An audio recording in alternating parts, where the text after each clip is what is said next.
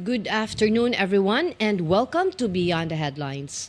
Today, we take a closer look at the stories shaping our communities and our future, going past the surface and into the context, the impact, and the conversations that matter.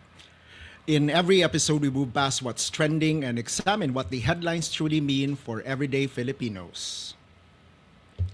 I'm Mildred Galarpe. And I'm DJ Moises. Today on Beyond the Headlines, we turn to Cebu's long-term development plans with our guest, Elizar Sabinay Jr. from the Provincial Planning and Development Office. He'll walk us through the province priorities for the Mega Cebu Master Plan and the Metro Cebu Flood and Drainage Master Plan. Mr. Sabinay also brings insight from his work from Ramon Aboitiz Foundation Incorporated and his role in crafting Mega Cebu, giving us a clearer view of the strategies shaping Cebu's growth, resilience, and future development. Good afternoon, sir. Good afternoon. Good afternoon. Good afternoon. Yes. Okay, so you're with the... What does the Provincial Planning and Development Development Office Office. do? Yeah. No? I'm currently assigned to the Provincial Planning and Development Office by GovPam. Basically, the provincial planning and its crucial role needs to recognize and acknowledges the integration of plans. That's number one. Aside sa integration of plans, because right now we have around 50 plus local government units within Cebu under the province of Cebu, and they have different plans. Focus on industrial, focus on agricultural. So it's the role of the PPDO to integrate the plans and identify the role and how can it complement each other towards one goal, which is development. No? That's one. Second is to provide basically PPDO is the technical arm of the province. We guide the governor on what to do in terms of development planning. It could be sectoral and technical. When you say technical, it's understanding our physical resources in the province. And our land sources as well and our environment resources as well. So how can we develop it in a way that it's balanced and sustainable as well? So aside from that, we are also secretariat of all development councils, such as the provincial development councils, and we also review and evaluate projects not just within the province but also local government units within the supervision of the province and also national government offices. It could be national funded projects, it could be regional funded projects. The province has a role in terms of evaluating projects. So that's the role of the PPDO in terms of its function under the province of Cebu. So there's clearly a lot of focus and then priorities as well. So I know it's in an attempt. This is not an attempt to oversimplify, but how do your office prioritize and harmonize all these? Yeah, we under the PPDO we need to understand the current context. In terms of planning, we need to check in that area what are things that it needs that requires the need based on what is happening now, and from that we prioritize. Right now in Cebu, our main economic driver in the island is Metro Cebu. No? That provides around, if you look at the data of our recent RGDP, Regional Gross Domestic Product, 70% of the growth in Region 7 is from Cebu Island, Region 7. So, out of that 70%, 50% of it, 50% or close to 60% is from Metro Cebu. So that's how crucial Metro Cebu is. So just for calibration, when you say Metro Cebu, is this the Tri-Cities or? Yeah. Metro Cebu, as defined by the Regional Development Council, Okay. it's from Carcar City to Danao City, including highly urbanized cities such as Cebu City, Mandaue City, and Lapu-Lapu City. Okay. So, ang dako kayo og role ang PPDO as to the directions of the development in the province. Yes. In past administrations, di ba ang PPDO mapod sila kamo ba ang mo draft sa CLUP? No. It's a body. Sa local government unit, they call it I'm talking about cities and municipalities. They call it comprehensive land use plans, Yes. UP. But for the province, we call it Provincial Development and Physical Framework Plan.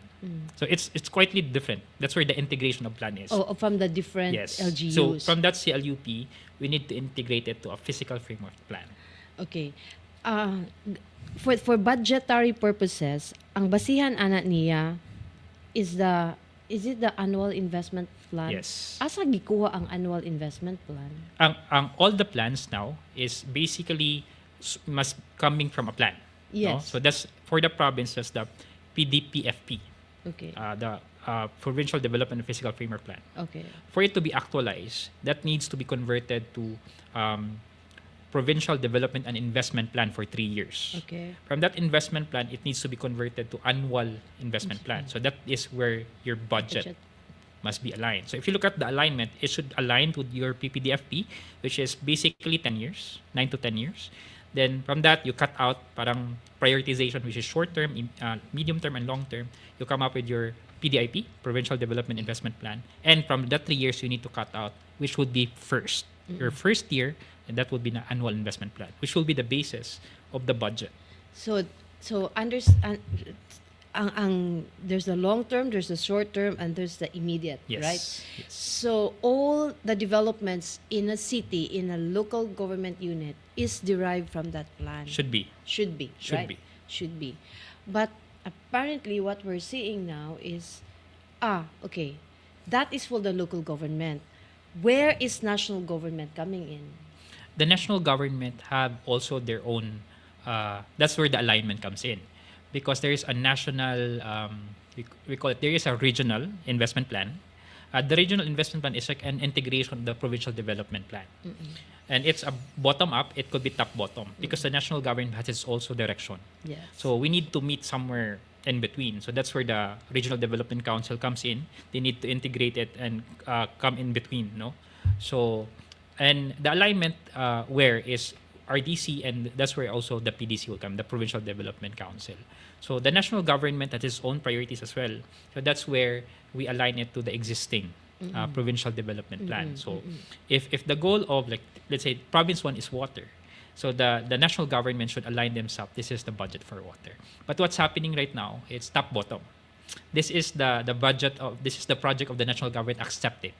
Yeah, I'm going there. It's because in several instances, the LGU, well, you'll always be thankful for the projects given by the national Yes, government. yes. But sometimes, the kind of project they're pushing is It's not not exactly aligned what they with the need. priority of the local Yeah, government. yeah. Like, for example, and anak din na mo sulod ang conflict. Yes. Very, very clear example, when ilang gi-improve ang road in Consolacion. I mean, it's good, it's good. It's an infra project, but wala man lang gani ni coordinate sa LGU. Ni mata na lang ang LGU the next day, nga nanay, bulldozer and Yeah. everything. Yeah. When in fact, if ni coordinate ka sa LGU, plan ka That for should be. traffic, Yes. rerouting, and everything. So less ang inconvenience to the commuters. Yeah. Not just for the local government, but the people who will be passing that road.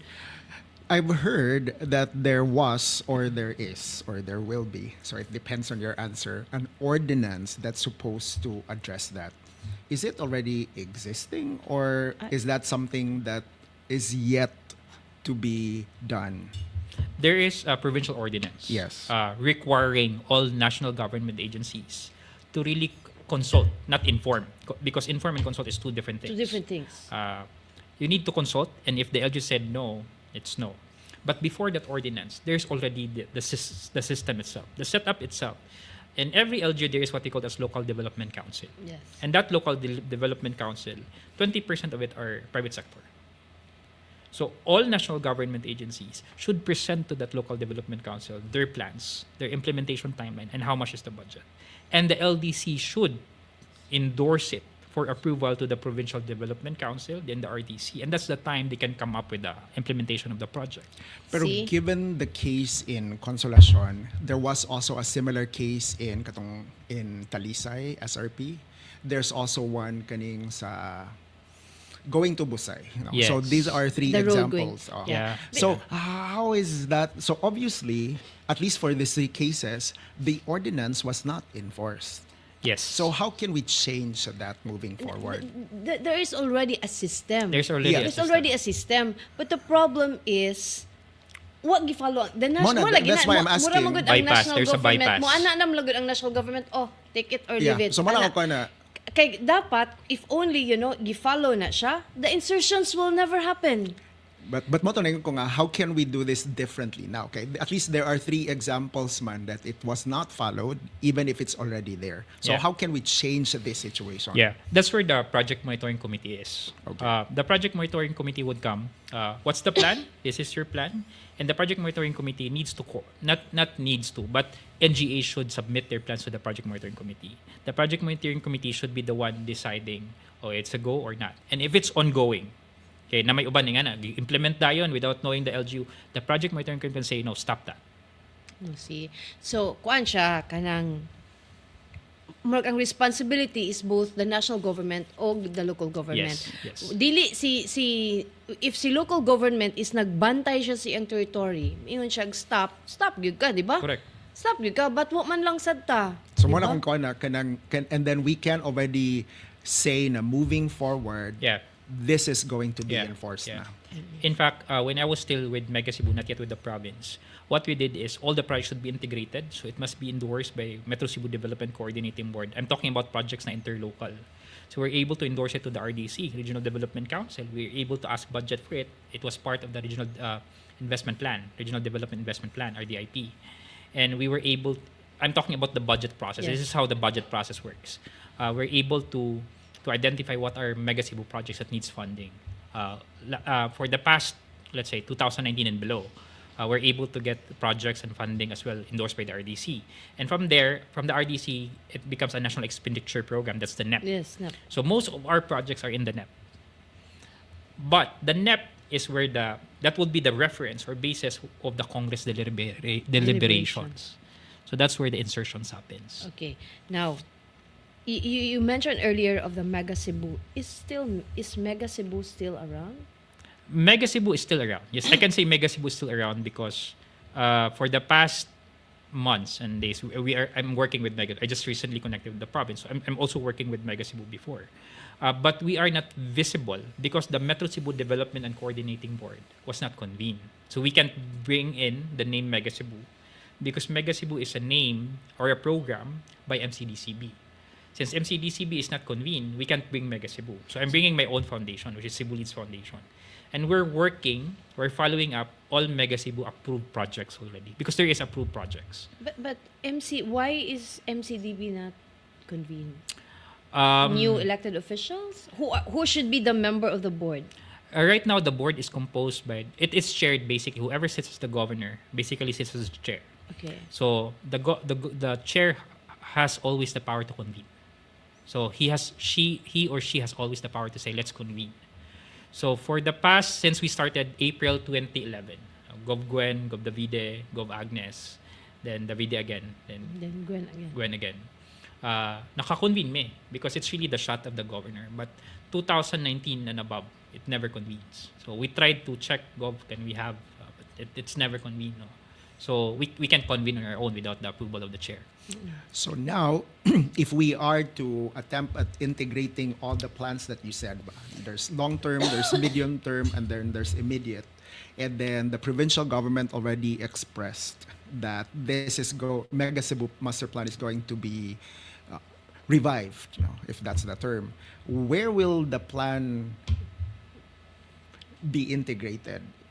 Is it like, can it still catch up with the annual plan, or we're going to have to wait for the next cycle for the medium-term plan? Right now, the alignment really adjusts on what is happening now. Yes. Okay. If you look at development is too fast. No? As we always say in the Mega Cebu, the goal could be the same, but the strategies could be changed and tweak a bit based on what is happening now and in the coming years. So we're open to that, Mega Cebu framers. As long as we have the same goal, we need to have a long-term plan that needs to be connected to each other because we can't solve this problem one LG at a time. It's very difficult. So Mega Cebu would be reactivated through GovPAM's leadership, but it would be on a evolving form. Because as initially discussed with GovPAM, there will be municipalities that will be included, additional. So Metro Cebu will be expanded. Expanded, yes. Okay. Yes, expanded. Maybe like how many LGUs? We're looking at 2 LGUs, 2 or 3 LGUs, yeah. From north or south? West. Oh, I was west, so about to that's ask, yes, Balamban. because So that it will looks be- like they're the ones excluded. Yeah, diba? the western seaboard. Toledo, that's Balamban, and Toledo, Pasig, Balamban. Asturias. Yeah. Okay. Yeah, there's so much development there. Yeah, yeah, and it needs to connect. And also issues now are interrelated.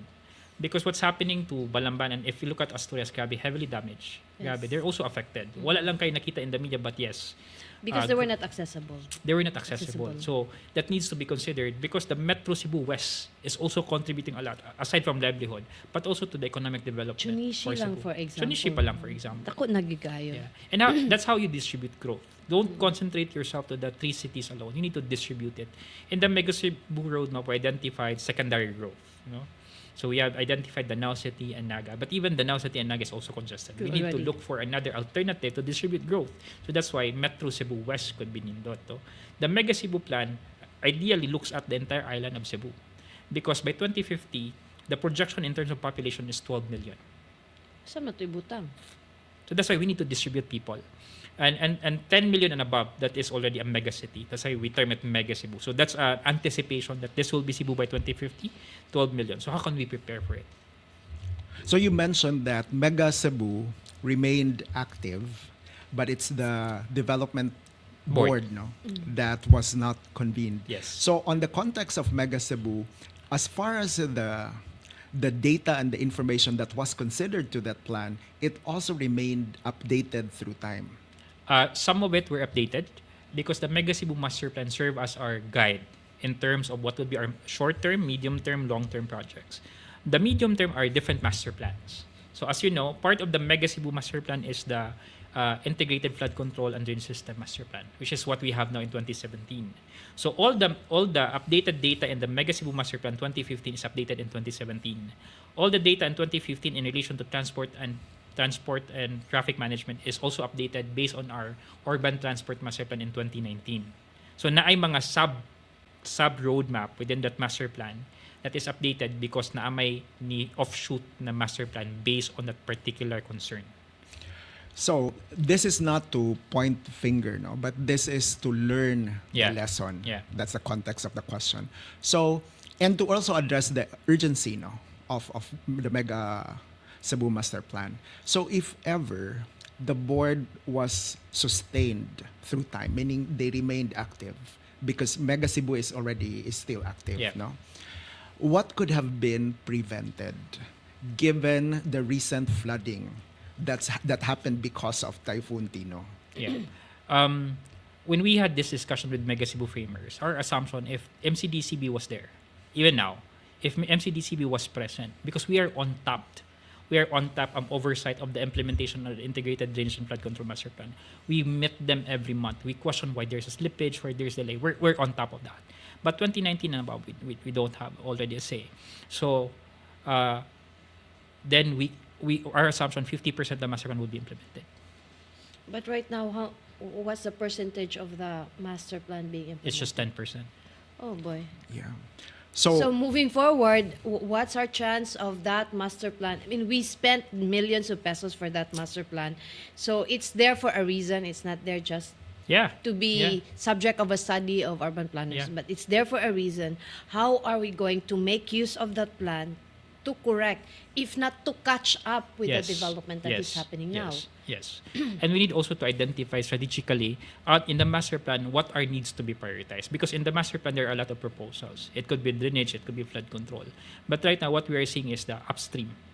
And in the master plan, they suggested multiple dams. They suggested 8 to 9 dams. If we implement it, probably the flash flood would be prevented because we are suspending them upstream. So that's one of the proposal of the master plan. The problem before, when MCDCB was existing, national government agencies and even private sector find it too expensive. Like for example, in if I'm correct, 2016, 2015, the construction of Managa Dam 2 is 5 billion pesos. So, okay, at the time it was very expensive. How Now it's much more, more now? expensive. Yes, around 7B probably. Well, I can afford that because the total cost of project for was the about 4 to dams and for the 4 I agree. Rivers. I agree. rivers I agree. is about 10.6 Yes. billion. That's Yes. Yeah. So aside from that, it's also needs to review the design and also the actual construction itself. No, And this requires also the counterparting the project monitoring committee to the provincial and also to the local government, because it requires eyes on the ground, and it must be done by an external, not by the but an external, so that we can see everything. No, for the dams as proposed right now, GovPam really is proposing for the construction of the 4 dams, because if you look at Metro Manila, most of the dams there, major dams, are constructed by the national government. They fund it. So why not Cebu? Diba? So that's always our question. Why did you fund it? And Cebu dili. No? And that dam does not just suspend water, but also contribute to our water supply, which is one of our crises now. Considering that, ang Cebu is very dependent on surface water and the aquifer, which is really very challenging now. Yeah.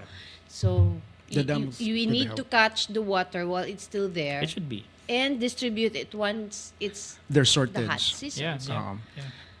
So, nakalimutan my ako. God. No, I can't believe from when was it? 2019. 2019. From Oh. 2019, how many years is that? 2020? 6 years ago. 6 years ago, we have not done anything. 10% lang. If only ba nakaka-catch up gid unta ang Correct. government sa developments, maybe ang mga tao karon could have not suffered that much traffic, garbage collection, Or water shortage. water during summer. shortage Yeah. every summer nga Yeah. murag Yeah. every pirinya lang gid siya murag ka nang, oh, here we go again. And now I remember my question now, because because last week the vice governor endorsed the Metro Cebu Integrated Flood Control and Drainage Master Master Plan.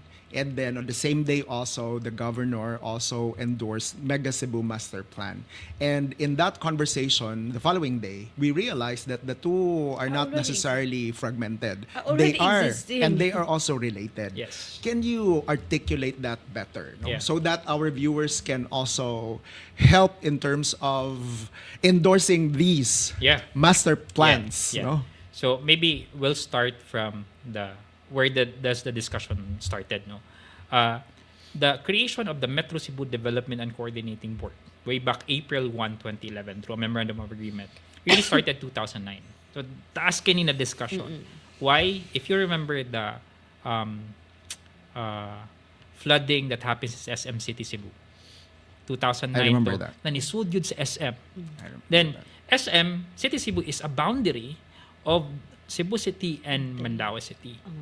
And that's where the private sector, together with the leaders that time, Mayor Mike and even Gov Gwen, we need to sit down together and address this. Because we can say, baha, nakataman Cebu City because this is Mandaue. Issues does not respect political Yes. boundaries. It does not. So we need to work together. That's why MCDCB was created. By that time, 2012, moving forward, that's where the discussion on how can we address this? Let's come up with a master plan. So 2012 pa na. 2012, 2013, grabe na discussion in terms of what would be the inclusion of the master plan.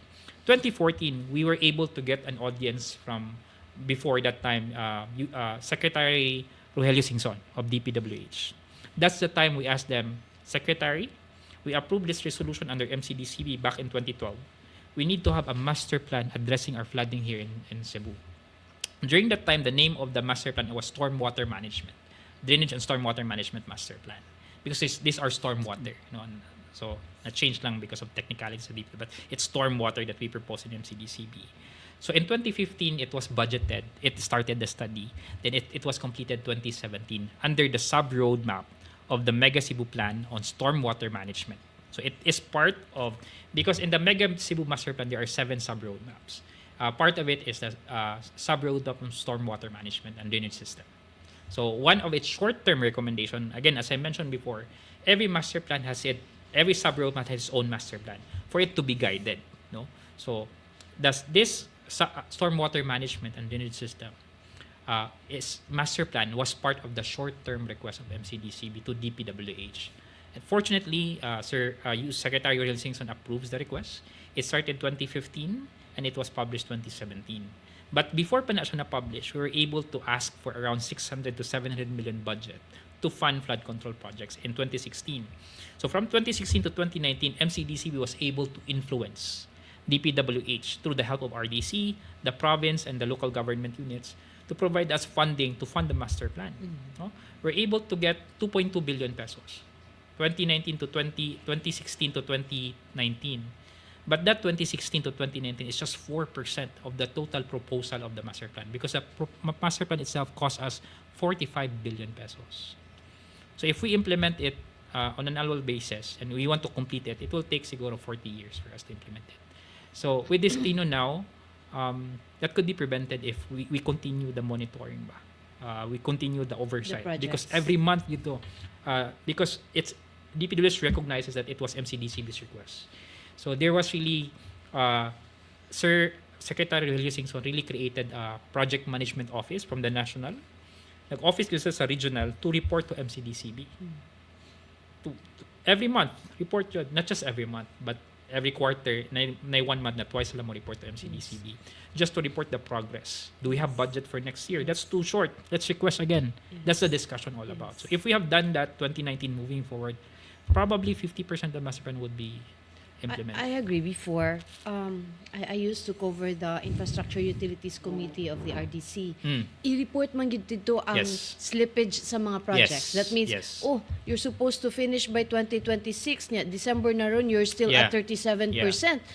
Ang contractors, di ba, naman na sila penalty for their slippage. Correct. So right now, I'm not sure who is monitoring, maybe DPWH lang sad, but dapat... Or they also have their own projects which are not necessarily aligned to the master plan. But dapat ang kanag naputol ba, sayang bitaw, but Mona, I think kinanglan siya i-reactivate yun. As in i-reactivate and strongly and religiously para followed through, move forward bitaw ta kanag yung pait kay nang di ta makat-on og lesson sa atong mga painful nga experiences. So kanang we move forward, we catch up kay unsaon na lang. Speaking of moving forward. Okay. Speaking of moving forward. So given what you just said, and correct me if I'm wrong, so when we say that the province is already endorsing both projects, so we are saying that the province is endorsing Mega Cebu Master Plan. More specifically, given the urgency of Tino, the stormwater stormwater management sub roadmap. So am I correct in that understanding? Yes. In fact, one of the response ni GovPam right now, I think this week it will be signed, an executive order creating the task force on the implementation of the Metro Cebu Drainage and Flood Control Master. That task force will be the oversight now of the implementation of that master plan. So it's like, given the overall master plan, this one, for the lack of better term, is the medium term because of the urgency. Yes. Pero ang kaning projects, the projects under the kaning Metro Cebu, so what ito siya, it didn't stop. It didn't stop. It continues. It continues. Ang what The board. What's missing is just what na reactivate ang board which is supposed to monitor everything. Yes. So now unsa man is GovPam reactivating the board? Yes. Okay, so calling for a meeting and everything. Yeah. And then so now there will be a monitoring of these projects. All interlocal projects within Metro Cebu. So both national and local funded. Yes. And they should report to MCDCB. And what will happen to the other DPWH projects that are not aligned to the master plan? One of the requests of the master plan is really aligning. No? Not request, but urging. Because, again, there are flood control projects implemented by the regional government agencies, national, regional, and also district engineering offices. But there are also flood control projects implemented even to the local level. So one of the realization during the creation of the master plan is that if this is the design of Mandaue City, if it goes back to another LGU, mugamay siya because different man tag design. Yes. So that's why we need to align. So that's why the master plan provides it. But sa atong na we have to admit it nga based sa budget sa 2025 or even the 2024, wag gina siya alignment. There's no alignment. So now how unsaon man ni siya how will MCDB resolve this na kaning all 2025 flood control projects will be realigned to the master plan. Kay like for example Malabuyok. So small a town pila to ka iyang flood control projects.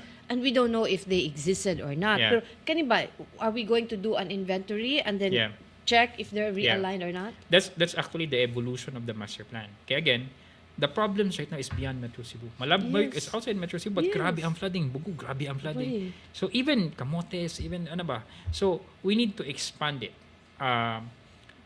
When we did the Mega Cebu Master Plan, we are also pushing for, we call it Cebu Integrated Area Master Plan Study. It's CIAD MPS. So it's the entire island of Cebu. No? So that should be updated because it was made by JICA and that should be updated. So GovPam is already asking JICA to update it, and how can we work on that? No, because that should be updated. Because again, Metro Cebu is just less than a 1/4 of the island, but it doesn't mean the other areas delay. No, so that's why NEED-SIA mo align the overall master plan needs to connect with the Metro Cebu master plan. So, and that includes na the drainage as well. And what we're looking at, part of the updating, because the updating of the master plan, the drainage, I'm talking about drainage, is 2017. GovPam is already requesting DPW to update it because it's 2017. And we will also discuss with DPWH how can we replicate this without creating another master plan Cebu-wide, but just the design, replicating it to other. And can we ask DPWH national, regional, and all district engineering office here to Cebu to follow that design?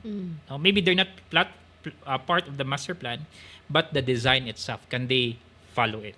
That's the request. Because what's happening right now, it's beyond Metro Cebu. So we need to consider those areas as well. Now, you mentioned about what's happening is beyond each of the LGUs. Yeah. But one of the roadblocks also in the past is an inter-LGU cooperation, specifically the highly urbanized Yes, cities. yes. So how is that going to be managed this time differently for this to move forward? Yeah. Right now, the approach is to look at it on an issue-based perspective. So that's why GovPam is creating a task force on the implementation of the Integrated Drainage and Flood Control Master Plan. We will start with issue-based. The goal here is for LGUs to start working together. No? Although the issue sees is not under the governor, but part of the task force is the highly urbanized cities upon invitation. So we will be also asking the Sangguniang, different Sangguniang, to also come up with a resolution to be part Of no? the Mega Cebu. of that task force. Of the task Of that task force. So that would be a good start, convening them on an issue base. Because right now, the issue now is really the flooding. Yes. No? Na ba ang MCDB or the Metro Cebu Master Plan, na ba siya is some kind of a safety pin? Because you cannot deny, when you talk about Metro Cebu, these are political units. Yes. Yes. And politics is, it can be a trigger to development, and Yeah. it can also be an obstacle to Yes. development. So is there a safety pin that will ensure na, like for example, from karon these 3 years mo ni atua, we make sure nga whoever is the next Whoever sits down. administration, it will continue. Di siya something nga kanang Dependent dependent on who is on sitting. who's the Yes, sitting yes. administration. Yeah. And it happens to us. No, it happens to us in MCDCB. There are mayors who said, I don't want to join again. But they were divided. Kay si mayor, di ganan mo dyan, pero ang SP, magpasen og representative, so 50-50. So, ayan, and it happens because the MCDP was created by a MOA, Memorandum of Agreement. It's a loose organization wherein the mayor can say, I don't want to join. Yeah, but can it not be like MMDA? That's the goal. Because MCDCB, part of its strategy under the 4+1 development strategy is that institutional management. So under the metropolitan management, we already passed the bill creating the Mega Cebu Development Authority. What happened to that bill? It was deferred. It was parked. Who sponsored it? Right now, it was passed by Kong Edu Rama. No? And there is a counterpart on the Senate, and there's Senator Amy Marcos. Oh, okay. So what we're saying is it's just a matter of passing those bills into laws. Yes. And then the Metro Cebu Development Authority is going to be created. Yes. Yes. So that in that way, dili naka dependent on who's that is actually murag mo protect ba sa That's ano correct. from That's any the institutional. from any politics kay Yes. di na nimo malikayan, Yeah. ang mayor sa Mandaue or sa Lapu-Lapu basig dili Yeah. connect sa governor. So it happens why- in MMDA. Why mahitabo na to? So I think mo gid na siya dugay na ko nga reporter mo dugay na siya nga gina kuan ba, nobody, I think mga for all the Cebuanos who are watching now, I think this is the best time to push our congressmen to support and make sure this bill is passed Yeah. so that ang mga projects nga atong ma-implement matunhay dili Yes. kay dependent nga nag-implement si Cebu City in ani Continuity. unya ang kontra dito sa Mandaue kanang pareha remember ba nga uy kaning tubigas butuanon di man gikas Mandaue gyud Cebu City mo pili bago nag-boundary ang No, water no. wala so we kanang ang cooperation between LGU should be sealed with that bill so write your congressman and the senator. And to inspire them even more to support this bill ba, I'm sure this does not cover just the flood and drainage. Yes. No, No? it won't. So can you also articulate more Yeah. what does this bill include? Yeah, the Mega Cebu Development Authority bill is really the institutional setup of MCDCB. So that's where the authority comes in.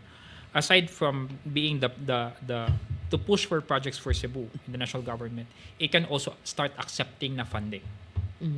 Because as you know, Cebu is not just dependent on the national government. Most of our big infrastructure project is if either PPP, it's also international supported.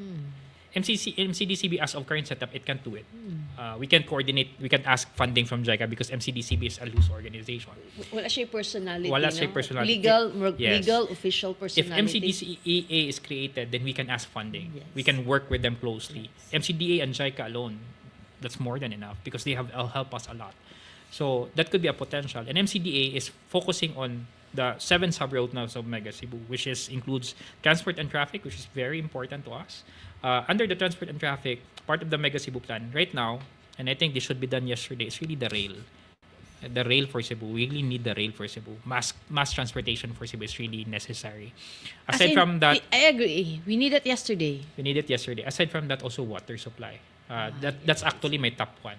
So water supply, because the water crisis is parang kuan na ba, naanad na lang ang tao na walay agas alas 8 hangtod alas 10 sa gabi, mumatag sayo alas 2 kadlawon para Magsalog magpundo. tubig. And they're willing to pay 100 pesos just 1 gallon for water. Imagine. So, but it's not. For me, having access to clean and sufficient water is a right. It's not. And it it's should not be. we don't have supply. We have. It just goes all the Yes. way to the ocean, to the Yes. sea. Or because flood we're not catching homes, them. no? Or Yes. flood and destroy homes. Yes. Aside from that, waste management. That's the That's problem. another problem. When I did a quick visit to LGUs in the north after the typhoon, one of their major problems is asa nila i-dispose silang waste. Yes. Kay daghan man kaayo. Daghan kaayo Yes. and walay landfill dire sa Cebu that is enough. Natay private landfill duha ka buok, but can they cover the entire island? No? So, And remember the private landfill where Cebu is dumping is in the mountain area. That's true. And now they're having a problem because the Bakayan Bridge where supposedly ato sila moagi is now structurally not good. So Compromised. 6 tons ang allowed. And then pila man na katonelada ang ginakarga ng mga truck. That's why there's a lot of accidents nga nahitabo ka ng mga dump trucks nga Yeah. tulimbang din na Yeah. because steep kaayo going Yeah. there because there's no other place where you can dump your oh my God, that's aside from solid waste, also wastewater. That needs to be recognized as well. Our rivers here are dead. Most of our rivers are dead. because our wastewater and our rainwater are all in the same drainage. Yes. Yeah. Oh my God, too much to talk about. No, No, but the Kanang- good thing about this one at least is there's already a there's an integrated plan, and there's already a framework for a board to follow through. And the gap now, although this is still a long shot, but at least it's already there. They're already around. The gap now is just to pass this into a law, Yeah. so that the development authority, can be convened with a legal personality. Yeah. But- In fact, MCDA is still ongoing because it's a process no, Yes. for you to come up with a Republic Act. In fact, to shortcut it, an executive order from the president would be enough because MMDA was created by an EO. EO. Pero before that, ang ako is, while waiting, na busy ang presidente karon sa iyang kaugalingong mga issues, I think, dali ra siguro na ang pasahin ka sa EO, no? Yeah. But, it's good that we are already reactivating the MCDB. Naa naman good siya. Kanang actually the plan is already there, na stop lang. Yes. Pero ang ato di na lang ta mo balik. How are we going to activate it again and push it Yes. lang good for Yes. it to work? Kay mo lagi na kanang ang katuko nung nahitabo ni Tino is a shout out from above saying mata na mo. I already gave you nga mo ni inyong buhaton but you did not listen. So Kinsa ning above Sierra Madre? dili ka, have you seen that? No, just kidding. No, have you seen that? No, have you seen that video going No, around? no. The guy who says nga, nandito na naman tayo. Yeah. Magdadasal kayo sa akin. So, na siya. So, And I'm glad also that it can be done through an executive order. Yes. Because at least it hastens or it makes the process faster. Yes. Yeah. pending a bill, di ba? Yeah, While waiting for the While bill. waiting for the bill. Yeah, Kay, while waiting for ang the bill. fund allocations man pud later, ana, Yes, di ba? yes. Because the fund allocation should be part of the bill. Ang EO mag difficult to ask funding. Yes. That's a good point. Yes, Naluya because ko balik. no, it's because kanang ang basihan manggod nimo with the bill Agree, is the law itself. So Yes, yes. part gid siya sa Yeah. sa NEP. But the good thing about the EO, there's not the legal identity. So So makadawat na you could sila. now push Actually, for we need this. The way I see it, the low-hanging fruits can already be addressed once the board convenes. The Yes. low-hanging fruits. Yeah. No? And then it can graduate into an EO creating the authority and then eventually the bill. Yes. No? So I think at least there are Yeah. steps that Yeah. can be Yeah. closed And to make that's it the happen. direction of GovPang, asking the president to really sign an EO, just to make sure that we are representing not just a loose organization, but an authority to really stamp people to move forward. We had our guest, was it yesterday? Ba si Bill Granert? Or 2 days ago? 2 days ago. 2 days ago. And Nagsolo ta, nag-conversation ta yesterday. okay. Si Bill Granert is with, I think you're familiar Yeah, with yeah. him. I know him, Water soil expert. Yes, Yeah. yes. So for Water Soil Foundation. Yeah. Yes. So for the Bill Granerts and our viewers who are also into the development and conservation upstream, Yeah. can you also articulate the part of the plan that would address the watersheds? Yeah. The Metro Cebu Development Coordinating Board, through its Mega Cebu Plan, has its proposed spatial plan. No, it's land use plan. Yes. So the proposed land use plan identified urban limit. Urban limit meaning ara gyud dapat tataman ang development. Beyond that, it should be a protected areas. So that is the proposal of the Mega Cebu Plan, which is adopted by the physical framework plan of the province way back the VD time. No. Was it informed? It was not adopted. It was because the proposal needs to be adopted per LGU, no? Because CLUP is dependent on the really local government, no? Yes. So identifying it as an urban limit should be down to the land use plan per local government unit. If that was approved, then development would be prevented. I always look at development like a bathtub. No? Bathtub siya. No? Your resources and your plan is bathtub. How strong is your bathtub depends on your planning. No? Development is the water. So if like what's happening right now, urban sprawl, like asa na ng development, nag-awas-awas ng tubig, no? Nag-awas-awas ng tubig. Because we don't have a good bathtub. Gamay ra tong nakuha na bathtub. We're not prepared for it. There was a suggestion, create a swimming pool, dako, kay para daghang development. But again, we have limited resources. So Cebu alone is an elongated. and we need to create balance. Yes. So maybe we don't need to create a swimming pool but multiple bathtubs. That's why secondary growth should be identified. Secondary para kuha nito ang water, spread dito. Because development could not be prevented, but we can control and manage it if we just have and follow the plan. Last na lang. We've also heard feedback such as low-hanging fruits, no? And I don't like to put you on the spot, but some of them are indeed low-hanging fruits. It's just a matter of political will. The clearance of those who are encroaching Yeah. on what should have been Yeah. the waterway, The floodplains. the floodplains. Are we going to see more action in terms of enforcing these? Because this is already known. No, it's just a matter of Yeah. enforcing them with Yeah. political will. Yeah, yeah, agree. When we have a discussion with DPWH, they really identify that the floodplains now, Margi, gikuha balik sa river ang ilang mao man ni amua. Oh, Gikuha balik sa if you look at go to Talisay, even Kotkot, kita niyo mo na ni ang dapat river floodplains. Dili paliko-likoon. Oh, dili paliko-likoon. Unfortunately, those affected families are within that area, no?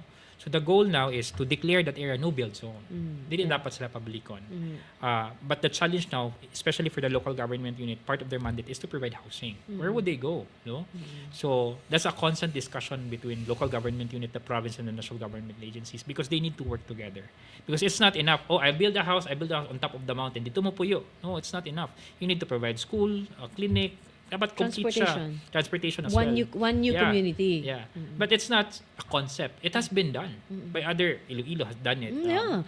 There are models that we can follow ba. Meaning kaya na to. Ang ato lang is we need to work together, identify. Maybe the land area is not in your area. Maybe nasa other city. O sige, Talisay, wala may space. Maybe Minglan na may space. Can we purchase it, have it, at least doon lang within the city. And how can the province help? Oh, we'll provide transportation. We'll provide a route for you going to that, going down. Ana ba? Because once there are people, development happens magid. Like for example, magsugod lang ka balay niya na nakasilingan, magkarinderya ka, nakaitindahan, magsunod-sunod na parlor, na din convenience store. But it must be near within the city core. So that's an ongoing discussion. And based on our discussion with DPWH, if the LGU finds it difficult to declare it no build zone, DPWH can declare it on their own. Kaya para it's really packed no build zone, yun na siya. Yes, Ang kwan lang ana is, the local government should be prepared. Where would these people go? Where would these people go? Again, these are your constituents that needs to be considered. I think dako kay ang political will, like for example katong Villa Azela, what was In it? Kotkot? In In Kotkot. Kotkot? Yeah. Floodplains pro Yes. real estate development na Yes. good. So Yes. how did it happen nga naa siya titles legal ang pag-construct? So Yeah. so kani siya ba kanang balik gud bitaw sa enforcement. So well, what we can do in media is just really to call out. Yeah, I mean, yeah. And also to advise people if you want to purchase land in the future, Stay away. please consider areas that is suitable for residential. Don't just be attracted because it's cheap, it's 5,000 per month. No. For the safety of the family, always consider good. What's the land use classification that area? Is that residential? Is it agricultural? Is that so that needs to be identified. You need to ask good for residential, meaning it's good for residential. So mobalik gyud ta ani sa katong we really need to help our viewers no kana bang checklist Yes. when you invest Yes. a house or a It's not inyong just the balay. cost. It's not just the cost kay kasagaran ra ba itang we recently have a kanang guest ba nga mga na budol Yeah. of a housing in Minglanilla. Yeah, Mo lagi na I'm ang- aware of that. all of them ang attraction because it's barato. It's cheap. Yeah, It's cheap. yeah. It's So I think it applies na kanang if it's too good to be To be true, If it it's must be too good to be true. true. So kung imo gid ka So, nganong dig barato deeper. man o Correct. kana baka nagid ana. So that will be another interview with you sir. So I hope very kuwang na gid ako sa Insightful. kauras na to ani Dij kay kuan pa lang to ang atong naano gid is just the flood control. Traffic is one Yeah. 1 hour discussion. Like right now, ang Cebu City nag-implement og four new roads nga murag in connection with the BRT. Yeah. So murag I was about to mention it when he mentioned the rail, but later. No. Yes. Episode. Another episode. kana ang there were a lot of people saying kanang BRT gihimo pa lang kuno ng rail nganong magbus ram gyud pa. Sige lang, don't worry kay that's another day of interview with with Sir Elizar. But we don't have enough time. We would like to thank everybody for watching. That wraps up this edition of Beyond the Headlines. We hope today's conversation helped shed light on the bigger picture behind the story. And we'd like to thank our guest, Elizar Sabinay Jr., for helping us connect the dots in ways that matter. I'm Mildred Galarpe. And I'm DJ Moises. Thank you and, good afternoon.